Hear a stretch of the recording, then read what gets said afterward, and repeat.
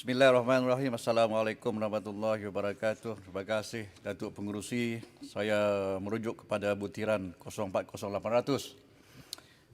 Yang berhormat Datuk Pengerusi, sementara Kementerian Pengajian Tinggi KPT ini terus fokus untuk menjaga kualiti dan juga pencapaian para mahasiswa di universiti awam terutamanya.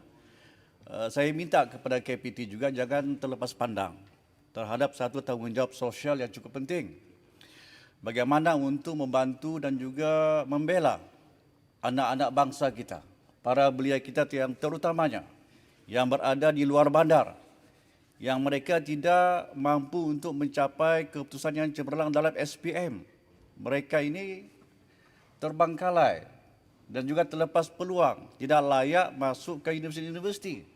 Tetapi dalam butiran ini, iaitu college community, saya minta KPT harus lebih memperkasakan usaha-usaha untuk membantu para belia yang berada di luar bandar terutamanya untuk memasuki college community. Maka dipermudahkanlah syarat-syarat itu.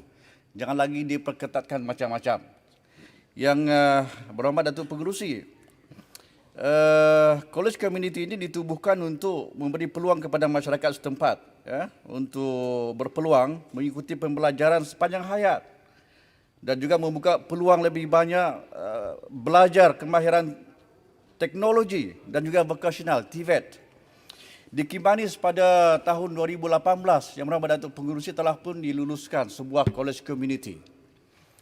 Apabila diumumkan dan dimintalah rakyat Kimanis untuk berkumpul beramai-ramai untuk menghadiri upacara pecah tanah ataupun soft launching college community yang telah pun diluluskan. Maka saya waktu itu sebagai adun meminta rakyat kita turun beramai-ramai. Apa tidaknya mereka cukup gembira dan cukup teruja. Sebuah college community akan dibina di Parlimen Kimanis. Maka datanglah mereka berbondong-bondong pada hari itu. Tetapi apabila sahaja pilihan raya dan Kerajaan Pakatan Harapan mengambil alih kerajaan, college community yang telah pun diluluskan, yang telah dibuat soft launching pun dibatalkan begitu saja. Saya ingin bertanya kepada KPT, kementerian ini, adakah KPT ingin meneruskan projek ini? Dan saya meminta sebagai wakil rakyat Parlimen Kimanis, saya merayu dan saya meminta kepada Yang Berhormat Menteri, kepada kerajaan, pertimbangkanlah semula. Teruskanlah projek yang mulia ini. Kerana rakyat saya ramai. Para belia-belia kita di luar bandar, terutama di Kimanis dan daerah-daerah yang berjirana dengan Kimanis.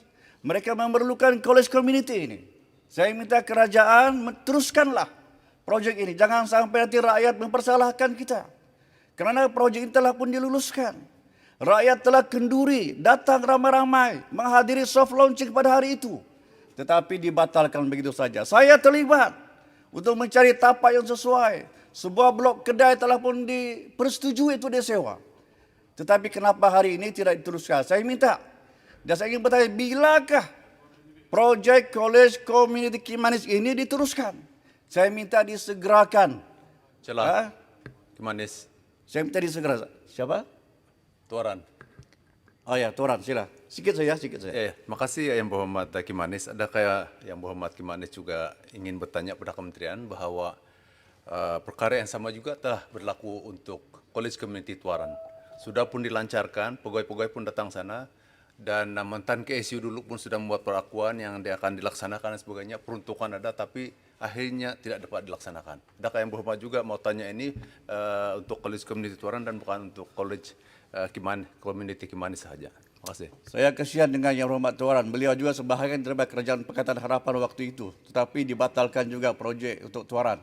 Jadi saya mintalah kepada kerajaan, teruskanlah semua projek-projek pembinaan college community. Di Kimanis belum ada satu pun college community ataupun IPTA.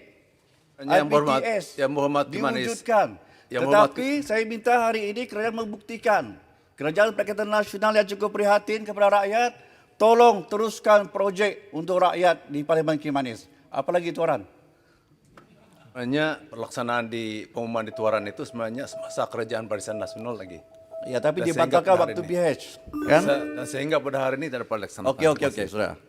Butiran seterusnya, Yang Berhormat Datuk Pengerusi, singkat saja, iaitu butiran 05015, iaitu ICT Strategy Planning, di mana IPTA juga IPTS di Sabah ini masih lagi mengalami gangguan capaian internet yang terlalu perlahan. Saya minta kementerian kaji semula, buatlah sesuatu dengan sesegera mungkin untuk memulihkan capaian internet di semua IPTA, IPTS di seluruh negeri Sabah itu dapat capai dengan sebaik-baik. Kita tidak mahu lagi ada lagi pelajar seperti Viviana yang panjat pokok dan macam-macam.